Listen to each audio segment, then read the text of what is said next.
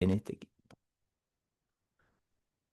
Muy bien, bueno, ahora sí, formalmente los saludo acá, la gente persistente, ¿eh? Hasta el momento le vamos siguiendo el tren al asunto, todos medio perdidos. El tema de cómo está planteado este curso, en realidad uno lo puede llegar a tomar, digamos, más como si fuera un taller literario, un taller de lecturas de textos históricos, ¿no es cierto? Y en función de eso uno va articulando y relacionándolo con el contexto.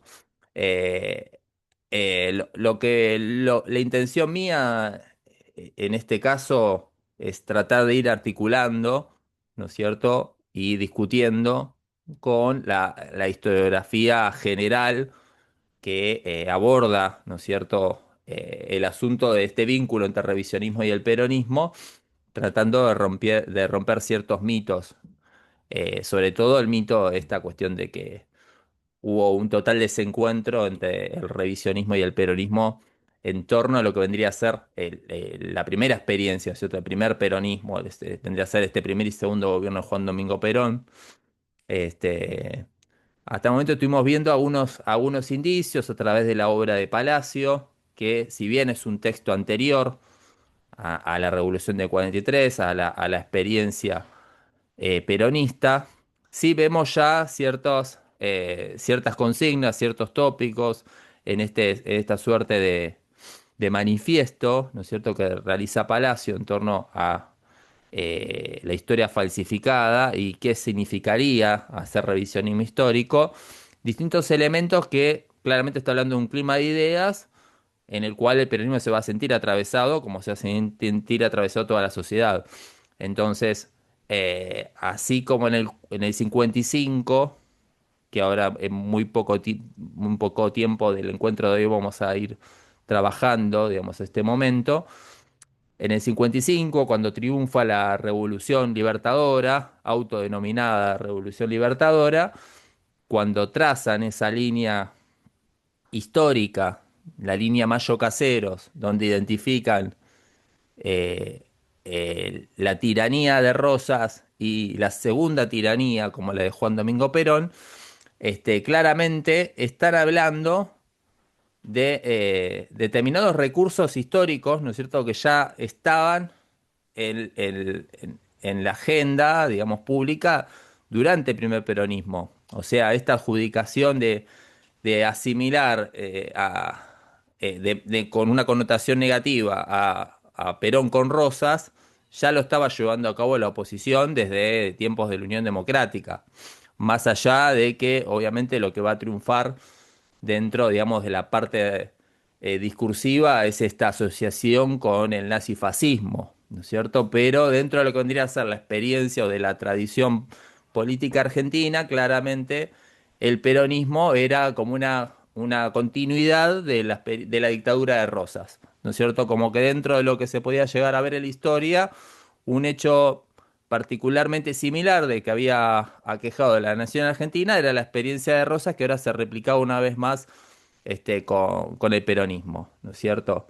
Y por el otro lado estaba el revisionismo histórico que reivindicaba, ¿no es cierto?, la acción de Rosas en una mirada popular, en una mirada también de la defensa de la soberanía que había ejercido Rosas por entonces. Pero bueno, claramente dentro de lo que vendría a ser el discurso oficial, eh, no se hacían cargo, digamos, de esa asociación. Estaban más cómodos eh, buscando esa vinculación, obviamente, con el general San Martín, ¿no es cierto? Lo hemos visto y lo habrán visto ustedes en Historia Argentina, el año de Libertad General San Martín, ¿no es cierto?, en el 50, cómo fue una política de gobierno, una política de Estado tratar de vincular, ¿no es cierto?, y asociar esta serie de continuidades entre el pasado y el presente, ¿no es cierto? El libertador de América con el nuevo libertador, ¿no es cierto? En clave también americana, ¿no es cierto? Porque también en ese contexto se estaba creando el ABC, está en consonancia, ¿no es cierto?, con una política americanista como la que estaba llevando, como la que había llevado a cabo General San Martín. También se asociaba el acontecimiento que había significado la Declaración de la Independencia Política en 1816 con respecto a la Declaración de la Independencia Económica en 1946. O sea, se iban llevando a cabo distintos hitos trazando continuidades con respecto al pasado. Pero claramente había como un vacío bastante incómodo, ver qué pasaba dentro del relato oficial peronista con respecto a la época de Rosas, ¿no es cierto? Entonces ahí surge como distintos vacíos, ¿no es cierto? Donde a nivel oficial, digamos, no se condena la época de Rosas, pero tampoco se reivindica. Pero se van a ver ciertos elementos que lo hemos mencionado a partir del segundo plan quinquenal, a partir de que la doctrina peronista se transforma en doctrina nacional y de la mano, digamos, de esos principios se va a incorporar dentro de la enseñanza media la asignatura Cultura Ciudadana, que vendría a reemplazar lo que vendría a ser educación cívica, donde se repasaban en tres niveles las tres banderas del peronismo.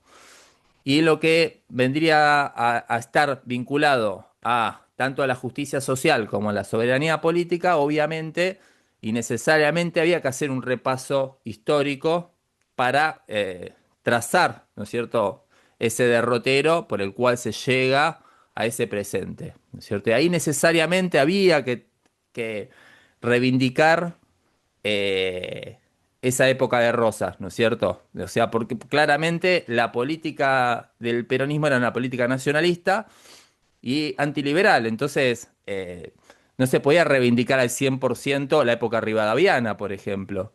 O sea, ¿se entiende a lo que voy? O sea, como que había distintas cuestiones que se tenían que matizar y otras, digamos, se tenían que poner a las claras que hay ciertas continuidades.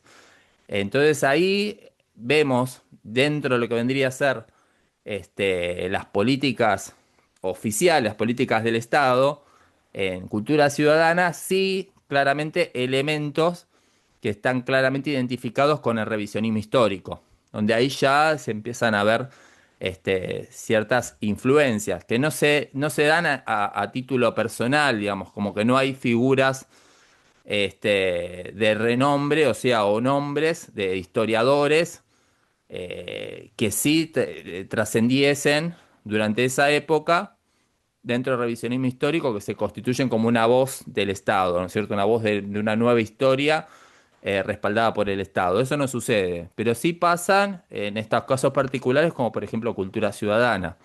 Después, el revisionismo, en- eh, muchos de ellos han apoyado, han ejercido cargos en distintos espacios durante este primer peronismo, eh, pero digamos no tienen mucha trascendencia desde el discurso o desde la retórica revisionista.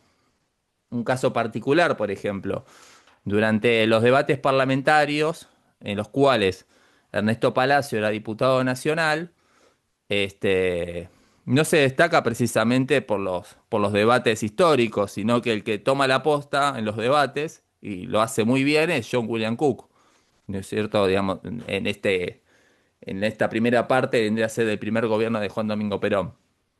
Eh, Después, no sé, en el caso, por ejemplo, de Vicente Sierra, digamos, que también ha ocupado distintos cargos durante esta primera experiencia peronista. También, digamos, es una figura de gestión, una figura que diserta muy bien, que participa en distintas conferencias auspiciadas por el Estado Nacional, pero que no tiene una trascendencia, digamos, que atraviesa los distintos medios oficiales o que está respaldada por la venia de Perón o de Evita, ¿sí? Entonces, esas son estas cuestiones que se dan a cabo. Pero, no obstante, hay una continuidad que se va a manifestar y se va a hacer evidente después del 55, ¿sí? Entonces, ahí hay otro mito que vamos a intentar de romper también dentro de lo que vendría a ser esa construcción historiográfica o esa construcción de la política de la historia post 55, donde muchos entienden de que es después del 55 cuando el revisionismo histórico se acerca al peronismo y el peronismo se acerca al revisionismo histórico y hay esa asociación Rosas y Perón. Sino que hay muchas cuestiones que ya están discutiéndose durante el primer peronismo, ¿sí? Pero no tiene esa trascendencia ni ese apoyo de los sectores, los sectores populares, si se quiere, ¿no es cierto? Pero está, digamos, forma parte de ese clima de época.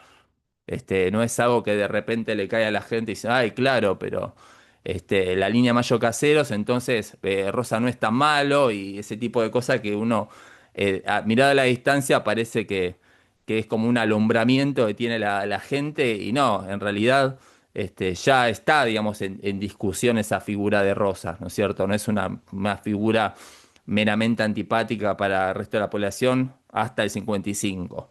¿Me explico? Este, y en función de eso, vamos a ver, por ejemplo, el caso de los aportes de Fermín Chávez, ¿no es cierto? Que es lo que quedó pendiente el encuentro anterior. Fermín Chávez, ¿por qué? Bueno, por Fermín Chávez precisamente forma parte de este tipo de historiadores que se lo identifica como revisionismo peronista, ¿sí?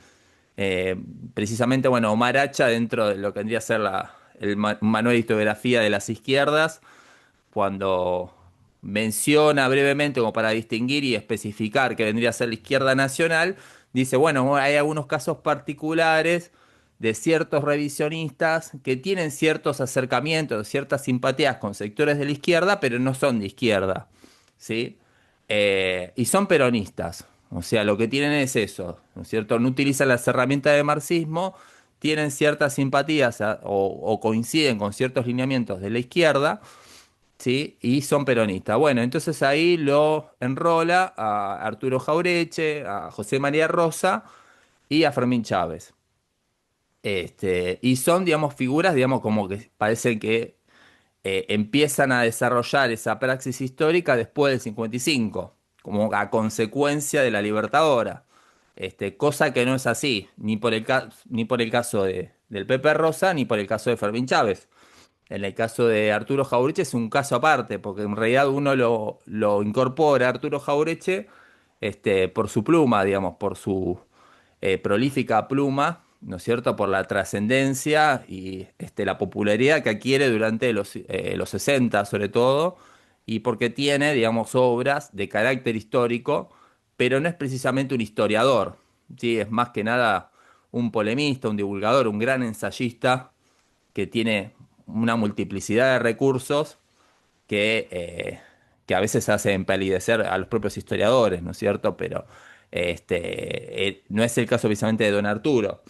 En el caso de Fermín Chávez, sí, ya tempranamente y sobre todo en el segundo gobierno de Perón ya empieza a desarrollar distintos artículos en distintos espacios vinculados a la problemática de la historia y sobre todo en torno a la historia cultural, ¿sí? Esta problemática que tiene este tipo de nacionalismo que surge, estos jóvenes nacionalistas, que se lo puede identificar como una generación del 40, que difiere radicalmente a ese nacionalismo de los años 30, más aristocratizante, de otra procedencia social. Lo que tiene de particular este nacionalismo es un carácter más plebeyo, más provincialista, ¿sí? Tiene otro tipo de búsquedas. La principal preocupación de estos nacionalistas es el tema de la cultura. Y eso es interesante. O sea, si para los marxistas el problema está en la cuestión materialista, digamos, en la cuestión económica, digamos, lo que moviliza todo, ¿sí? Para el nacionalismo, para este nacionalismo, pero la problemática está en la cultura. Por eso después van a encontrar ciertos tipos de coincidencias cuando surge el furor del marxismo gramsciano, ¿sí? Que se hace más popular a mediados de los 50. Este, en el caso de Fermín Chávez, como todos estos jóvenes, son poetas, son ensayistas, son críticos literarios, ¿sí? Y tienen ciertas inquietudes vinculadas a la historia. Y dentro del ámbito de la historia son revisionistas, ¿no es cierto? Y Fermín empieza, digamos, a desarrollar sus estudios, sus investigaciones que después va a dar a luz después de 55, como el caso de Vida y Muerte de López Jordán, donde ahí se da ciertas particularidades muy propias de este tipo de revisionismo, ¿sí? Que no surge en realidad post 55, sino que ya se está madurando en esta etapa. ¿Y qué tiene que ver? Tiene que ver eh, con un revisionismo que va más allá de Rosas, ¿sí? Que no lo niega Rosas, pero sí reconoce que hay una continuidad de un proyecto federal más allá de Caseros. Y esa es la particularidad que tiene, digamos, este revisionismo de corte provincialista, que además reivindica otras figuras más allá del nacionalismo eh, político y rosista, muy propio de la década del 30, ¿sí?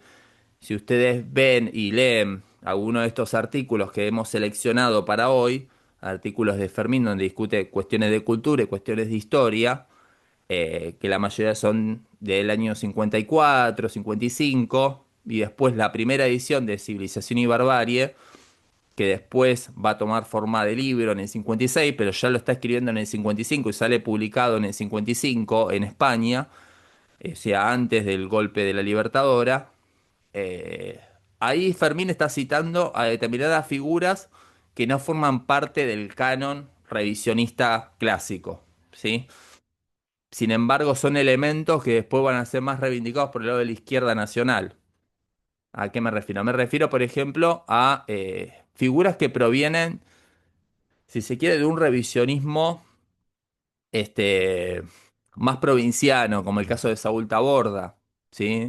Saúl Taborda, que lo mencionó Rosalía, que ahora hoy no la tenemos, es una figura muy destacada de la reforma universitaria, ¿sí? Y tiene muchos trabajos destacados donde reivindica el Facundo, ¿sí? En detrimento de la línea sarmentina. Él habla de lo facúndico, digamos, y la importancia de reivindicar esa práctica, ¿no es cierto?, del caudillo Facundo. O sea, es una nueva puesta en valor que claramente sigue ciertas líneas que había trazado David Peña a principios del siglo XX, ¿sí? En aquellas conferencias tan paradigmáticas, ¿no es cierto?, que había desarrollado David Peña. Bueno, Saúl Taborda es una de las figuras que reivindica Fermín ya tempranamente y no forman parte, si se quiere, de un nacionalismo muy propio de la línea de Ramón Dol o de Ernesto Palacio, Irasuste y demás, ¿sí? O sea, no es a Taborda no lo podemos encuadrar dentro de un revisionismo rosista, por ejemplo, pero claramente hay ciertos elementos para destacar y trazar, ¿sí? Elementos necesarios para analizar la problemática de nuestra cultura, ¿sí? Porque la problemática que encuentran estos nacionalistas es que no hay una cultura nacional. Entonces, ¿hasta dónde va a llegar esta revolución justicialista si no se atiende las problemáticas en la cultura? ¿Sí? Entonces, estas búsquedas que están llevando a cabo, como Fermín, Luis Soler Cañar, Jorge Perrone, eh, bueno, Pedro de Paoli y otras figuras más de revisionismo histórico que están dando sus primeros pasos, sus primeros aportes durante este momento, ¿sí? Tienen muchos puntos de coincidencia con lo que después sería la izquierda nacional, ¿sí? Como el caso de Jorge Abelardo Ramos, que también está dando sus primeros aportes en este contexto. Eh, este, en el caso de Fermín también va a reivindicar a otro marxista que realmente vale la pena indagar, andar googleándolo y si alguien consigue algún texto dando vueltas, consíganlo, léanlo, porque es muy valioso el aporte de este tipo. Enterriano como Fermín, eh, más viejo que Fermín, o sea, le lleva 25 años, un tipo del 900. Amaro Villanueva. Amaro Villanueva es un enterriano de Gualeguay, pero ¿qué tiene de particular este tipo? Es un tipo que está enrolado en el PC, en el Partido Comunista. Y a diferencia de Rodolfo Puigros y Astesano, el tipo nunca rompe con el PC. O sea, no es un tipo que de repente, ante la coyuntura de lo que sucede con el gobierno peronista, se da cuenta, digamos, que digamos, se están haciendo una mala lectura dentro del PC y entonces o hay que cambiar la política o hay que romper con el PC como hicieron tanto Puigros como Astesano. No, el tipo sigue enrolado en el PC, pero es una figura puramente incómoda, porque el tipo es políticamente incorrecto dentro de lo que vendría a ser la línea histórica. O sea, el tipo no responde a una línea, como dice Garazo, mitro-marxista. O sea, no responde al canon en el cual se encuadra tanto el Partido Comunista como el Socialista, donde reivindica o sigue la misma línea mitrista clásica, ¿sí? Porque la considera, digamos, como necesaria o consecuente con esta política etapista, ¿sí? Propia para alcanzar después el tan mentado socialismo o comunismo, ¿sí? En el caso de Homero Villanueva, no, el tipo reivindica lo nacional, reivindica nuestro lenguaje, reivindica a Martín Fierro, ¿sí? Entonces el tipo se va a cruzar con Ezequiel Martínez Estrada, por ejemplo, va a denostar a Sarmiento. Es una figura sumamente interesante porque es un tipo, les voy a repetir, es un tipo del PC que nunca se da vuelta. Sin embargo, tiene las mismas búsquedas y tiene muchos puntos de coincidencia con este nacionalismo. Por eso, aquellos que lean, por ejemplo, este texto, Civilización y Barbarie, Fermín Chávez lo destaca y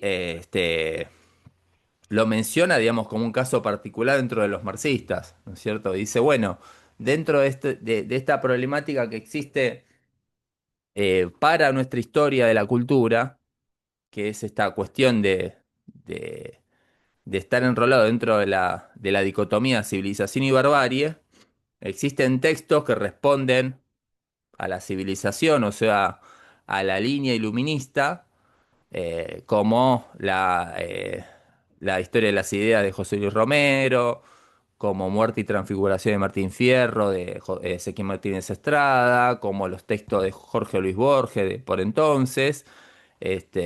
Y por el otro lado están los textos que reivindican la barbarie, ¿no es cierto? Y ahí de esa reivindicación de la barbarie lo enrola los aportes que había dejado Saúl Taborda 20 años atrás y habla, digamos, de los nuevos mentores, José María Rosa, este, Ramón Dol, Ernesto Palacio, y también dentro de los marxistas lo incorpora Amaro Villanueva.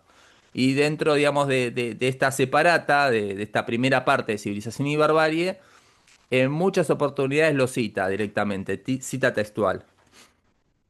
Y no es un caso que lo da solamente en ese texto, sino que en estos artículos que les compartí también lo cita, ¿sí? Entonces es interesante ver que cuando está citando a Amaro Villanueva, está citando una figura que en principio está en las antípodas de Fermín, digamos, ¿no es cierto? Porque Fermín es un nacionalista católico y sin embargo tiene muchos puntos de coincidencia con Amaro Villanueva.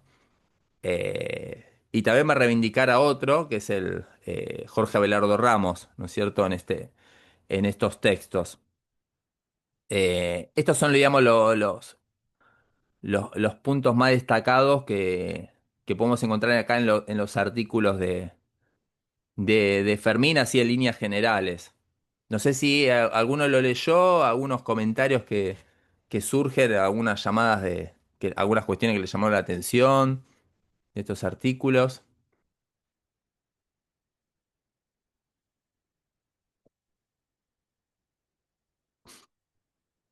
A Caro le gustó esa la cuestión del cine. Acá puedo comentar algo. Sí, claro. Eh, yo leí más los artículos de Fermín y el anexo, estaba el texto completo Ujú. del joven Fermín. Sí, Jaureche leí en la introducción, que bueno, después lo comentaré, algo ahí, sí, pero perfecto. me resultó bastante interesante. Yo no conocía tanto la figura de Fermín Chávez, la verdad. Y me gustó mucho una parte del anexo en particular, y esto de que sea poeta, y habiendo leído los primeros artículos y eso, noto como que quizás a diferencia de otros, o quizás de mi lectura sobre otros revisionistas, eh, me da una sensación más como filósofo del revisionismo. Me da una cuestión de habla más ligado a la esencia, ligado a por ahí, porque está ligado al tema de la cultura. Eh, y me acuerdo de haber leído algo de Hernández Arregui, que Sí, habremos leído. Bueno, claro. y hay ciertas cuestiones conceptuales y todo. Estoy hablando particularmente de una parte del anexo que habla sobre los existencialismos. Sí, muy bien, muy Y bien. la parte de la conclusión, como habiendo leído rápido los otros existencialismos que hablaba de distintos filósofos y bla, bla, bla, europeos, eh, su conclusión me pareció súper interesante, ¿no? Y positiva y como viva, me dio esa sensación y bastante americana, o sea, latinoamericana. Sí, así es. Eh, y eso me gustó, ¿no? Y al mismo tiempo ves la crítica de él, ¿no? En este caso particular hablo del existencialismo, pero en los otros artículos también me dio esa sensación que no pierde su autenticidad de poeta. En el fondo, no lo pierde nunca. Quizás es que yo quería preguntar eso, ¿tiene que ver con como un clima de época? De esta idea de la esencia de la liberación o Sí, americana y todo eso. sí, sí, sí, sí, sin lugar a dudas. Eh, este revisionismo popular tiene muchos puntos de coincidencia por ejemplo, con el espíritu que había desarrollado Forja eh, años atrás, ¿sí? Sin ser forjistas, porque bueno, el propio Fermín cuando lo entrevistan muchas décadas después sobre si Forja influyó o no en su formación. El tipo dijo que no, sinceramente sabía que existía Forja, pero que no era del palo, ¿no es cierto? Este, en el caso de Fermín, lo que tiene muy en particular de Fermín, que tiene una formación tomista, ¿sí? Pues el tipo había hecho un noviciado bastante avanzado, hizo, digamos, el doctorado de filosofía, o sea, tiene, digamos, una formación dentro de lo que vendría a ser la formación del catolicismo de ese entonces, muy anclado no solamente en el tomismo, ¿sí? Sino también en, ¿cómo se llama? Ahora no me sale el nombre. En el integrismo católico, ¿sí? Es una visión sumamente humanista y cristiana de la política, ¿sí? O sea, hay una línea social muy, muy fuerte que se da, digamos, en la iglesia, Honrarum Novarum, ¿no es cierto? Cuadragésimo Anno y demás, de la cual también abreva el justicialismo, por eso hay muchos puntos de coincidencia entre este nacionalismo con el peronismo, y por eso también es interesante discutir y reflexionar en torno, digamos, a esa historicidad, si estos tipos se autopercibían peronistas de la primera hora o fue con el paso del tiempo que se consideran como tales. En realidad me parece como que están todos en la misma, o sea, tienen muchos puntos de coincidencia, pero no sé si Fermín en este momento el tipo era peronista, ¿no es cierto? El tipo era un soldado pero de la causa nacional, como lo era Scalabrini o como lo fue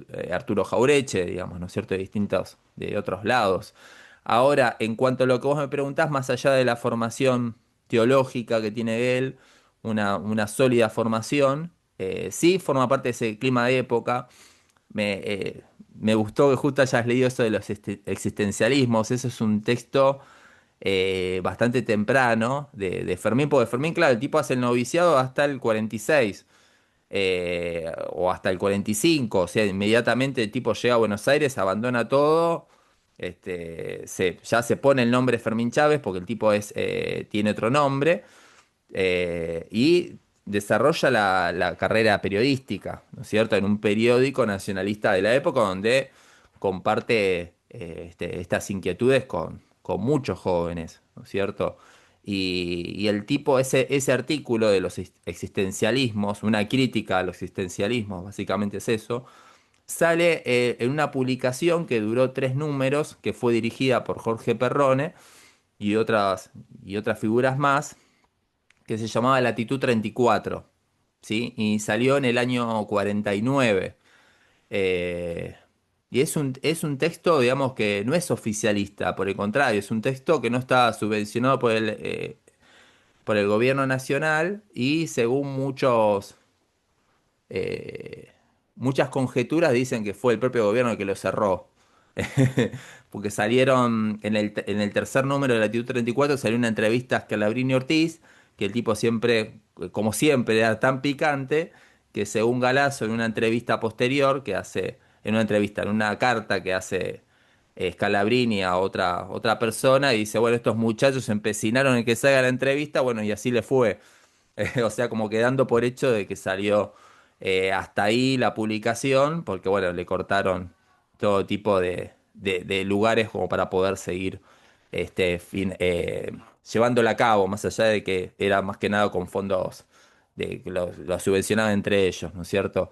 Y bueno, ahí participaban distintos jóvenes, figuras que básicamente muchos son desconocidas, son muy difíciles de seguir el rastro, ¿no es cierto? El caso de Jorge Perrone merece, digamos, un título aparte porque en mi caso yo lo descubrí hace muy poco, porque este tipo desarrolló a colación de Latitud 34 y la experiencia de Latitud 34, una novela que ganó un premio y salió publicada a raíz de ganar ese premio por MC, que se llama Se dice hombre, y es interesante porque lo que cuenta en esa novela autobiográfica es ese derrotero y esa experiencia que lleva a cabo esta juventud de nacionalistas al calor, digamos, de los primeros años del peronismo, esta experiencia de la Latitud 34, ¿no es cierto? Entonces habla de él y de sus compañeros, obviamente con nombres ficcionales,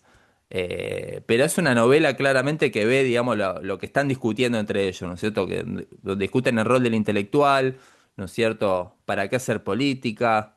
Las discusiones contra la izquierda, ¿no es cierto? Donde obviamente están disputándose, ¿no es cierto? El respaldo, obviamente, de los sectores obreros, ¿no es cierto? De qué manera se identifican ellos, ¿no es cierto?, con ese movimiento obrero. Hay un relato magnífico de lo que significó ese 17 de octubre en ese libro donde cuentan, digamos, la muerte de Darwin Pasaponti, por ejemplo, el primer mártir del justicialismo. Es un texto, digamos, notable en clave novelesca, donde claramente está marcando que todos están más o menos en lo mismo, ¿no? Todos están más o menos preocupados en esta búsqueda, ¿sí? Hay algunos que se van a destacar más y otros menos, ¿no es cierto? En el caso de Fermín creo que se destaca esa persistencia, ¿sí? Y ese anclaje en lo histórico que después los otros no lo van a tener tanto. eh, Porque el tipo realmente lleva a cabo, digamos, una labor histórica en la investigación, en la heurística, que posteriormente muchos académicos se lo van a reconocer. A ver, tanto Luis Alberto Romero, Tula Perindón, que son figuras que están obviamente en las antípodas de Fermín Chávez, no les queda otra que reconocerles ciertos trabajos de Fermín, ¿no es cierto? Por la labor heurística que tiene. Yo he dado con cartas del tipo, cuando está reconstruyendo la vida de López Jordán, el tipo escribiéndole un investigador yanqui, eh, que el tipo era uno de los pocos que había desarrollado un texto sobre precisamente López Jordán, y el tipo tenía más conocimiento que el investigador yanqui, ¿viste? El tipo estaba sorprendido de lo que le estaba preguntando. O sea, como hay distintas cuestiones que lo destacan claramente, ¿sí? Pero lo interesante, claro, uno cuando lo ve a largo plazo, estás viendo, digamos, cómo se está madurando ese pensamiento, esas búsquedas que se permanecen constantes, ¿no es cierto? A lo largo del tiempo, más allá, digamos, de las circunstancias políticas, ¿no es cierto? Porque estos artículos que plantea Fermín, donde discute con el existencialismo, con que discute con la izquierda abstracta, con las líneas eh, eh, iluministas, si se quiere, racionalistas, del lado de la poesía, del lado de la historia, del lado de la cultura. Después lo vas a ver de una manera más sistemática en su faceta más de ensayista, ¿no es cierto? Que lo va a inaugurar precisamente con Civilización y Barbarie, el liberalismo y el mayismo en la historia de la cultura argentina. ¿Por qué? Porque a partir de ahí va a empezar a desarrollar otros textos que van más allá de lo meramente histórico, que son las biografías, que también en los cuales se destaca Fermín. Pero ahí en los ensayos culturales, ahí claramente estás viendo cuál es la preocupación de Fermín y ahí ves esa faceta más filosófica, porque claramente para él hay un problema ontológico. O sea, es un problema ontológico que lo detectan muchos de ellos, ¿sí? Y cada uno recurre a de determinadas herramientas, ¿no es cierto? Como para ver de qué manera se puede profundizar, se puede problematizar, se puede avanzar en esa línea, ¿no es cierto? Por eso uno encuentra tantas coincidencias con la izquierda nacional, ¿sí? Porque esta izquierda nacional, que después va a hacerse fuerte de la mano de Juan José Hernández Arregui, como vos dijiste, digamos, con Imperialismo y Cultura, que sale en el 57, con el Colorado Ramos, ¿no es cierto? Con Eduardo Astezano y otras figuras, van a tener muchos puntos en común, sobre todo con Fermín Chávez, porque Fermín Chávez tiene esa preocupación con la historia de la cultura, que capaz otros revisionistas no la tienen, porque es- se detienen más en la cuestión meramente histórica, no tanto de la parte de la cultura, ¿sí? Así que sí, sí, sí, hay muchos artículos muy destacados. Y ese de los existencialismos es claro, porque claramente en el caso particular del existencialismo ya marca después una generalidad que es una constante en él, ¿no es cierto? Diciendo, bueno, a ver, dejemos de estar pendiente de lo foráneo, ¿no es cierto? De las modas que vienen de afuera, digamos. No es negar las malas influencias o las malas referencias culturales que vienen de afuera, sino aquellas realmente que son útiles, digamos, que realmente tengan que ver con nuestra identidad, digamos, eh, con nuestras expectativas, ¿no es cierto? Como para poder construir realmente un pensamiento o una epistemología propia, ¿no es cierto? Esas son las preocupaciones que tiene él. Y por eso después en el texto siguiente, que es Civilización y Barbarie, ahí está parte de esa tesis, ¿no es cierto? De la tesis de que la problemática de nuestra historia, de nuestra cultura, es que nuestra cultura abreva de dos raíces, ¿no es cierto? Que son dos raíces que son contrarias entre sí, ¿sí? Pero las dos de alguna forma son las que dieron forma a nuestra entidad, ¿no es cierto? La línea historicista y la línea iluminista, ¿no es cierto? Entonces, ¿de qué manera podemos resolver, digamos, esa crisis ontológica, ¿no es cierto? Es empezar, digamos, a reivindicar la línea historicista, ¿no es cierto? Buscar a dónde ahondan esas raíces, ¿no es cierto? De nuestro existir, de nuestro ser. Profe, ¿de dónde viene su contenido tan latinoamericano? ¿O es parte de este nacionalismo más plebeyo y no solamente de Fermín Chávez? Porque lo noto bastante desde sus primeros artículos, o sea, Sí, o hay un poema o algo ahí, no me acuerdo el sí, nombre, que hablaba también de esto, ¿no? De lo americano. sí, sí, sí, sí. Más que latinoamericano sería hispanoamericano, ¿no es cierto? Como para poder trazar una diferencia también conceptual, ¿no es cierto? Porque el latinoamericano no englobaría, eh, no sería pertinente, digamos, para el caso de, ni para Fermín ni para revisionismo.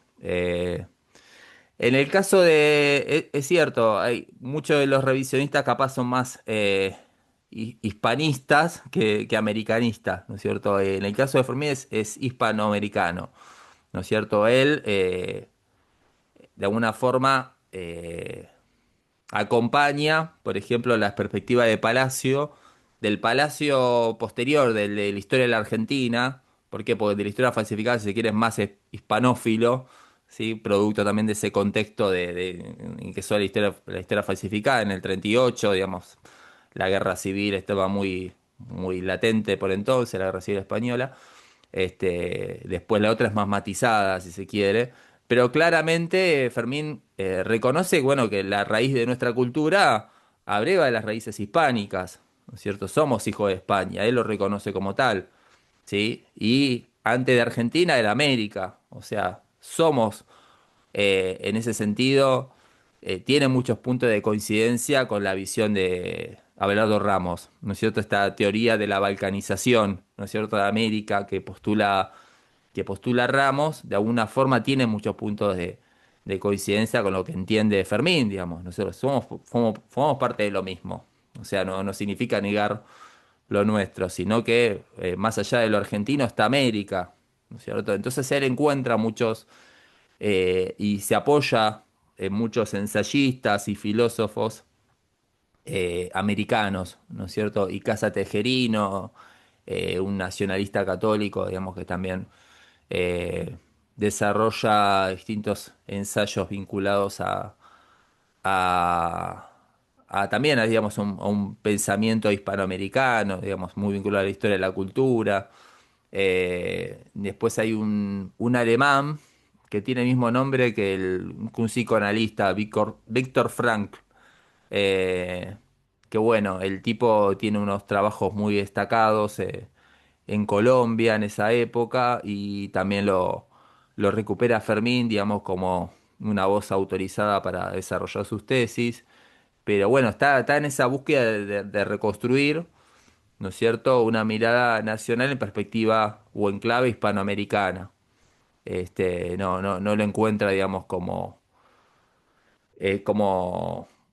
una contradicción, ¿no es cierto?, reivindicar lo nacional, sino que hay una continuidad, ¿no es cierto?, como que de alguna manera realmente es necesario, digamos, construir una mirada hispanoamericana, digamos, para construir un proyecto favorable a posteriori, ¿no es cierto?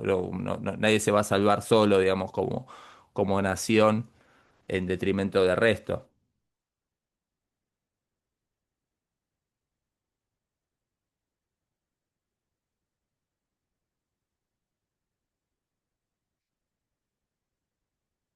Silencio.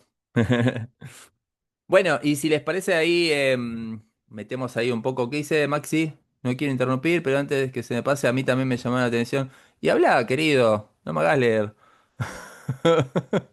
Y pasa que estaban hablando, no quería Ah, dale, interrumpir. dale, dale. Dale, decilo. Este, no, que a colación de lo que dijo la compañera, también había leído el artículo específicamente del existencialismo, pero de Heidegger. Esto me Ah, llamó la atención, lo del estar en el mundo, que no sé, no tengo mucha filosofía, así que no sé si está bien, pero por lo que entendí, el estar en el mundo para Heidegger es la muerte, o una cosa así, puede ser. Y yo lo relacioné porque me acordé de Rodolfo Kusch, donde ujú, no sé si él, no recuerdo bien porque lo leí hace mucho, no me quiere ir por las ramas, pero como el estar siendo, ¿no? Que él habla que es como una categoría, es como una contraposición al existencialismo europeo, que tiene que ver más con lo que está más ligado a lo que es la vida cotidiana, la tradición, este, nada, eso me había quedado medio dando vueltas y no sé si también va por ahí. Después también me quedé con porque habla también de Kush sí. en uno de estos, en el anexo, y Sí. habla de la seducción de la barbarie, Ujú. este, que dice que el ciudadano crea una cara internacional para su país, con líneas de las ciudades, ¿no? Como que también va un poco en relación a lo que dice, a la crítica que le hace Jaureche a Martínez Estrada, ¿no? Esta visión de la mirada del liberalismo, de la historia liberal mitrista, ¿no? Nada, pero por ahí quería ir, no me quería ir por las ramas. Sí, sí, sí, sí, es tal cual, tal cual. No recuerdo si es uno de los primeros textos de Kush, que menciona Fermín, no estoy muy a tono con eso. La se- Eh, sí, sí, que habla de la seducción de la barbarie y habla sí, sí, sí, sí, sí. de la vegetariedad que hace relación a los caudillos, como a lo autóctono, a lo propio nuestro, ¿no? Ujú, Como desde a través de la historia oficial siempre se trata de traer lo de afuera como una importación directa sin, sí, este, ¿cómo se dice?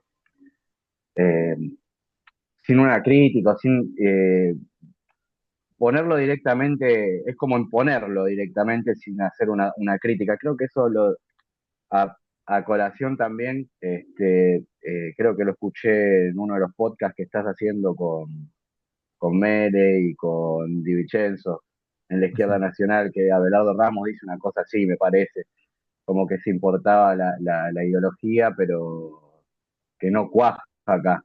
Es como, Claro, no, ay, no recuerdo bien ahora, lo que dice de Marx, que latinoamericanizar a Marx, puede ser una cosa así, si no me equivoco, sí, no me sí, sí, acuerdo, sí, algo es así era. así, es así. Por eso hay tantos puntos de coincidencia, como decíamos, entre lo que postula Fermín Chávez con la izquierda nacional.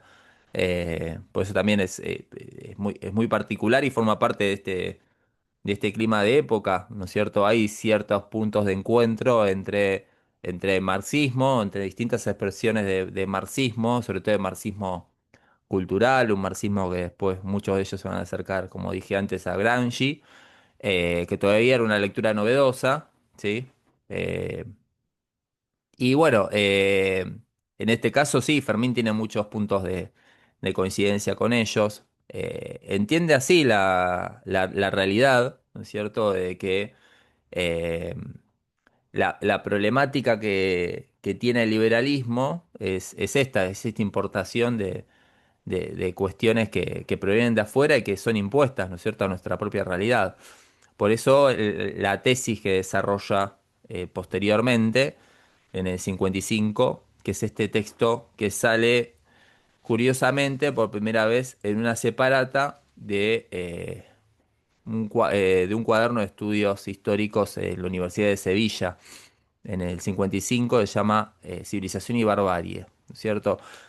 El grueso de este texto después va a ser replicado en el 56, ¿sí? Para la editorial Trafac, o sea, posterior a la Libertadora, de donde ahí ya le adjudica, digamos, un subtítulo que profundiza un poco más ese título, que se llama El liberalismo y el machismo en la historia de la cultura argentina, ¿no es cierto? Pero básicamente lo que está planteando en el texto del 56 ya lo había planteado en el 55, ¿no es cierto? Que tiene que ver con este desencuentro, ¿no es cierto? De entender a la civilización en la clave del Facundo de Sarmiento, ¿sí?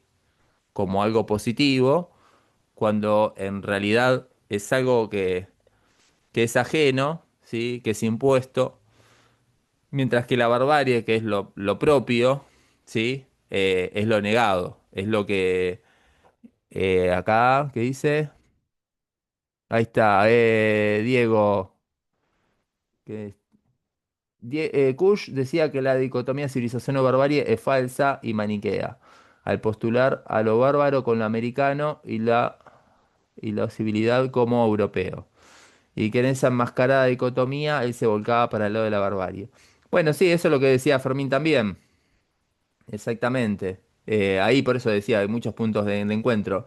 Lo que pasa, no sé si la seducción de la barbarie estaba tan claro como lo estás planteando vos, porque ahí, como decía recién Maxi, Fermín digamos, le hace ciertas críticas, digamos, al texto de Kush, ¿sí? Si bien esta tesis coincide plenamente, así como también coincide con, ahí se me está incorporando otra persona, bueno, así como coincide también con Taborda, por ejemplo, lo hemos mencionado, y con otras expresiones también de las izquierdas, ¿no es cierto? Como Amaro Villanueva, que hemos mencionado antes. Hay muchos puntos en común. ¿sí? Ah, ahí cito un fragmento de lo que dice Fermín en este apartado. Dice, hemos dicho que Sarmiento actualiza la antigua dicotomía conceptual sobre la noción de civilización y que no siempre civilización es sinónimo de mejor conducta moral y de valores éticos superiores. A menudo sucede a la inversa, ¿sí? Entonces ahí qué pasa. Lo que está discutiendo, digamos, es una cuestión ontológica, como bien dijo antes Sofía, ¿sí? No se trata específicamente en una cuestión meramente una historia de las ideas, ¿no es cierto? Como uno lo puede llegar a entender, sino más que nada profundiza más en una clave cultural, ¿no es cierto? Entonces lo que reivindica es esta cuestión, ¿no es cierto? ¿Qué vendría a ser la barbarie para estos letrados? ¿No es cierto? La barbarie que es el caudillo, nuestro lenguaje, la raíz hispánica, o sea, todos estos elementos que habían sido negados a lo largo del tiempo, ¿no es cierto? Ahora en la actualidad estamos viendo, digamos, que realmente esta barbarie resulta necesaria, ¿sí? O sea, es necesaria ser reivindicada. ¿Por qué? Porque al final la civilización tiene sus lados oscuros, ¿no es cierto? O sea, y ahí una falla vendría a ser con la utilidad, con la forma de imponer esa civilización. Entonces la crítica parte de ahí. O sea, después una de las cuestiones que discute ahí, sobre todo con el marxismo en este texto, es con la línea fundacional de lo que se entiende como la cultura nacional. ¿Sí? ¿Por qué? Porque para la historia y para la literatura, ¿dónde nace, digamos, la literatura nacional? ¿En qué momento?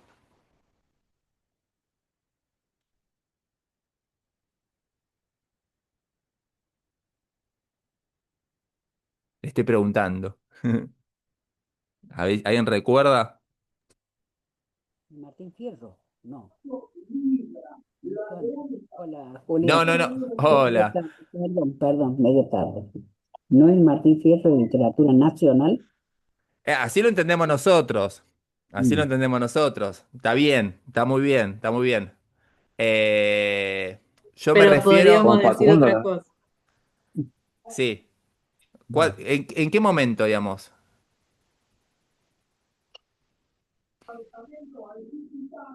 ¿No es con el Facundo? Bueno, y el No. Facundo pertenece a qué generación. A la generación del 37. 37. Ahí El está, A ahí la, está, ahí está. Si vos ves, con agarrás Echeverría, con... exactamente, Gutiérrez, Alberdi, ¿no es cierto? Hermano. Varela, bueno, etcétera, los largos etcéteras.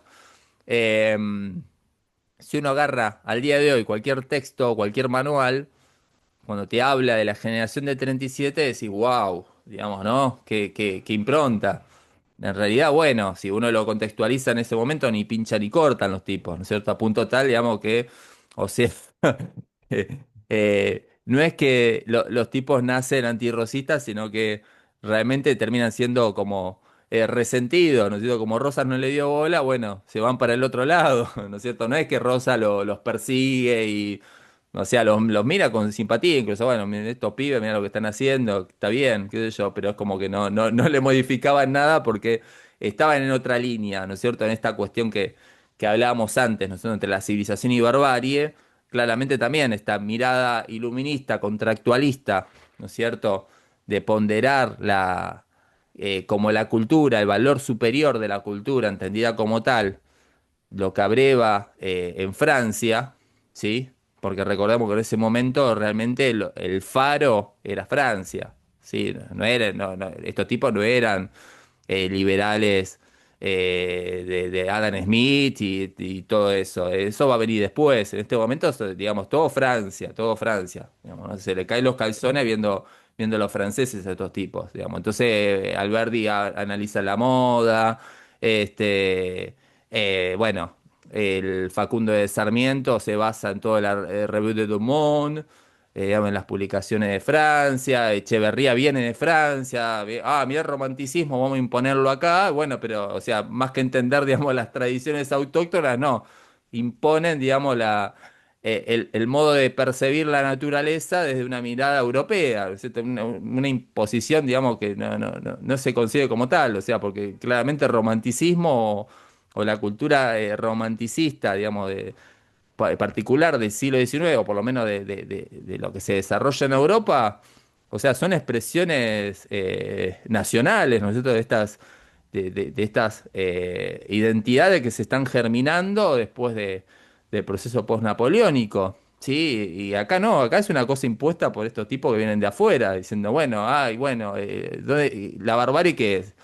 Bueno, el matadero, ¿no es cierto? El gaucho, el desierto, y un montón de elementos que más de mirarlo de una mirada reivindicatoria, ¿no es cierto?, de lo nuestro, lo ven como un problema, ¿no es cierto? Porque uno, cuando lee el Facundo de Sarmiento, encuentra, digamos, cierta incomodidad, o sea, no es una negación hacia lo nuestro por parte de Sarmiento, es un problema. O sea, ¿por qué? Porque realmente el tipo se encuentra en una disyuntiva. O sea, el tipo sabe que la civilización es lo que viene de afuera y lo que tenemos es barbarie. O sea, hay ciertas cosas características nuestras que son lindas, o sea, parece que le están saliendo de adentro a Sarmiento, ¿no es cierto? Pero es necesario erradicar, ¿para qué? Para poder imponer, ¿no es cierto?, la predominancia de las ideas, ¿cierto? Entonces ahí está la discusión en ciernes que va a atravesar nuestra historia a lo largo del tiempo.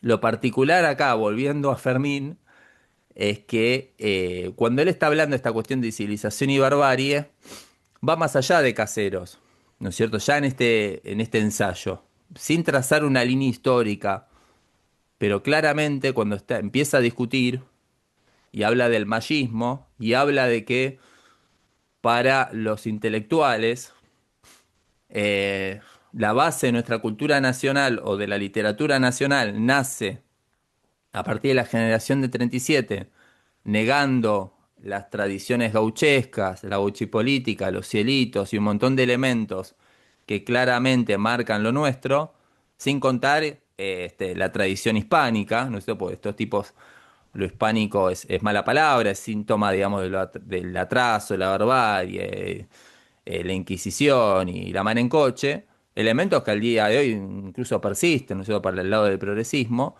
Este, Fermín, a diferencia, por ejemplo, de Pepe Rosa, que el tipo claramente marca como un cierre con la experiencia de Rosas en Caseros, el tipo continúa, Fermín, ¿sí? Y él profundiza más allá de Caseros y empieza a rescatar muchos olvidados.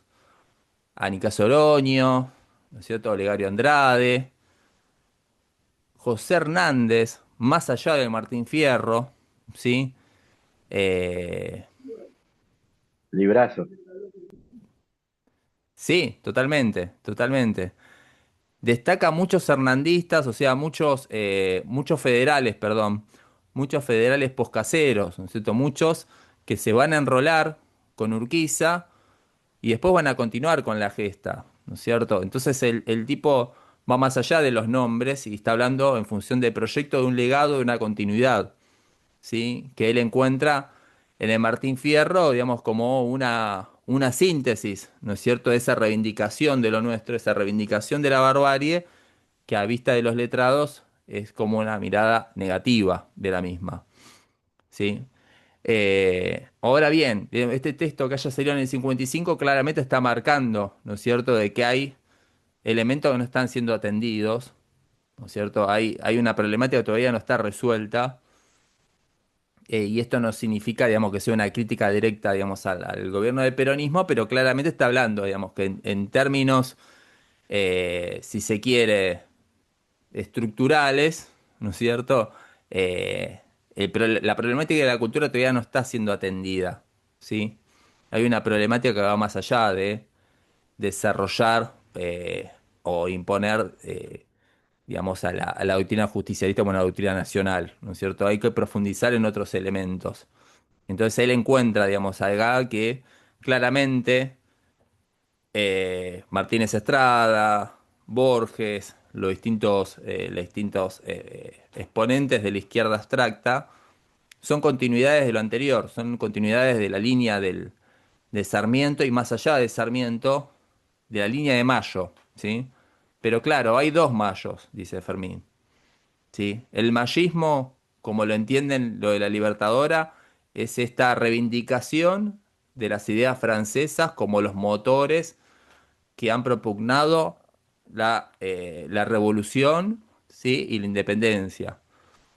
Nosotros decimos que no es solamente eso, ¿sí? O sea, el criollo de 1800 estaba orgulloso, ¿no es cierto?, de formar parte de América.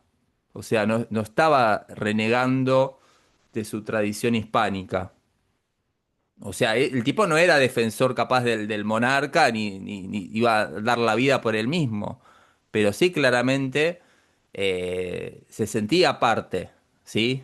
Entonces, claramente no es que estábamos todos atados en cadenas, subsumidos ante la tiranía de España, ni mucho menos. O sea, claramente hay una imposición, una lectura de un Mayo que no fue así realmente. Entonces el tipo retoma ciertos elementos de revisionismo anterior, diciendo, bueno, acá no estamos negando Mayo, pero claramente estamos diciendo que la búsqueda de los revolucionarios no era romper de cuajo con la tradición hispánica, ¿sí? A ver, claramente acá hubo un problema, digamos, con la corona, pero no no era romper todo paradigma cultural, en definitiva. ¿Me van siguiendo?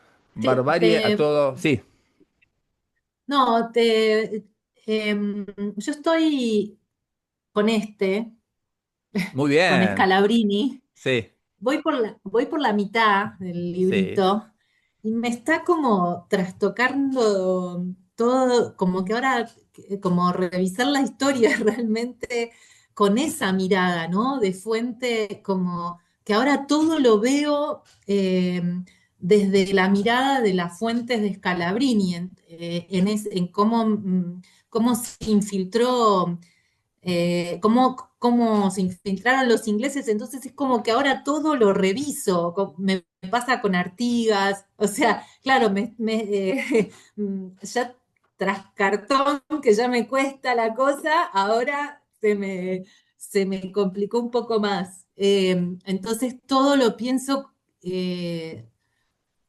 bueno, esto, diferente, ¿no? Entonces pienso ya a este Perón, o a esta forja, este forja que hablamos, claro, con esto ya escrito, ¿no? Y cómo habrá sido así para ese tiempo, y entonces entender que, bueno, cómo se llega a Perón también a través de gente que se animó a escribir algo así, ¿no? Me parece eh, impresionante como lo que ha hecho. No me imagino una nota al señor Scalabrini.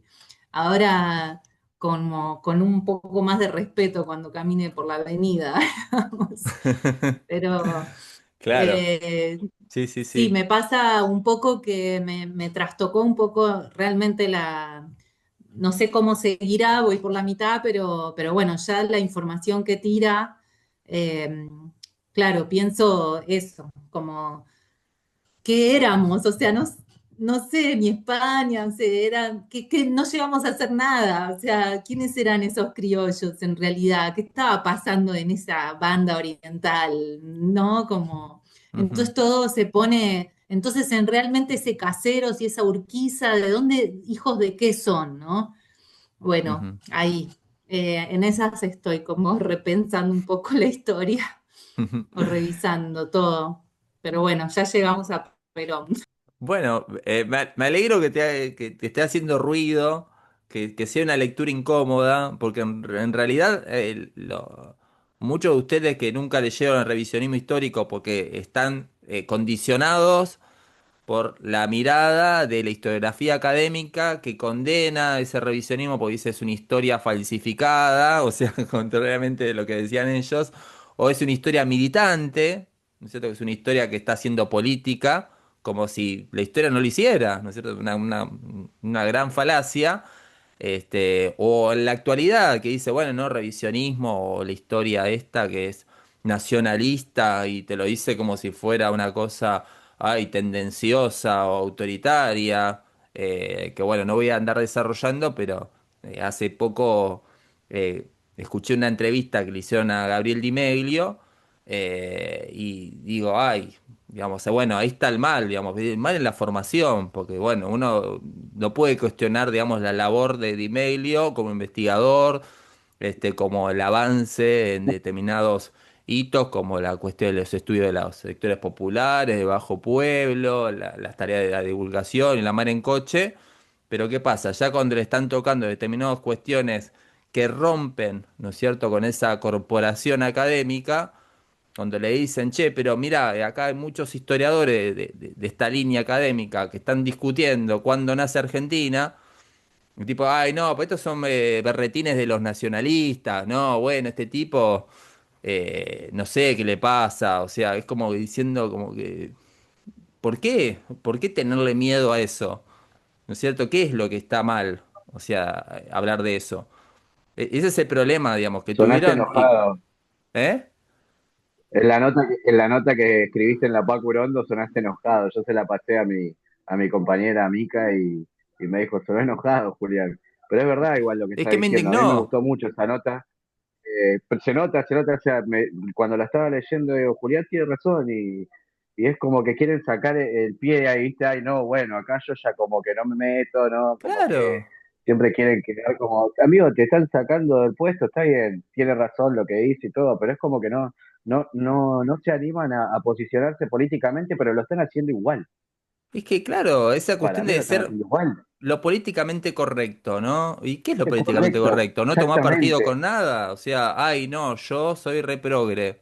Y está bien, ¿qué hacemos con eso? ¿Qué solucionamos con eso? O sea, está todo bien, pero Hasta al acá fin y al llegamos cabo, con eso. claro, exactamente. Ese es precisamente lo que no está cumpliendo es el título de ese podcast, que se los recomiendo, se llama La historia es un problema. Si no lo conocen, se Sí, los recomiendo lo porque tiene conozco. muy buenos programas, episodios, qué sé yo. Y esta entrevista que le hacen a Di Meglio, al calor de lo que sucedió de público conocimiento, se llama El rol del historiador en la política o el rol político del historiador. ¿Y cuál es el rol político para Di Meglio? Ninguno, porque parece que, no sé, yo nada, yo soy historiador. A mí no, yo no tengo nada que ver. O sea, bueno, así estamos, como bien dijo acá Maxi todo bien, o sea, con Di Meglio, claramente. Prefiero que florezcan 1000 Di Meglios antes que un Romero, pero tampoco esto, digamos, una postura tibia, ¿no es cierto? Porque con los Tierno, tibios sí, no son hacemos nada. tiernitos. O sea, Bueno, a precisamente, colación, sí, perdón. no, pa, No, porque a colación de lo que está, de esto que está diciendo, porque no muchos se enteraron de esto que se está hablando ahora de cuándo somos Argentina o este debate que hay. Yo ya lo venía escuchando y lo escuché también acá en este podcast que vos recomendás. Y Damián Descalzos, vos lo mm, conocés, ujú, hizo escribió una nota en la revista que tiene la UNLA, que ahora no me acuerdo si es sí, Contrafilo, puede ser, contrafilo, sí, muy buena, con datos específicos jurídicos desde cuándo nosotros somos Argentina y el por qué, me encantó. La verdad que es súper claro, recomendable. claro Buenísimo, que sí, claro que buenísimo, sí. porque hay que salir a contestarles a estos muchachos, porque si no, o sea, yo escuchaba el otro día también, en este mismo podcast, no recuerdo el nombre de este muchacho, pero lo entrevistaban por el tema de Malvinas y que vos creo que la habías subido también al Facebook y yo creo que la saqué de ahí, lo busqué. Y como que esto de que empezó a surgir con Chiaramonte, qué sé yo, también es una forma de desmalvinización, porque a su vez este tipo de historiografía, que antes en Inglaterra no existía, se empezó a plantear después del 82, que es Ujú, una forma de que también tienen de legitimarse los ingleses en Malvinas. Entonces, me claro. parece que es muy interesante dar el debate, ¿no?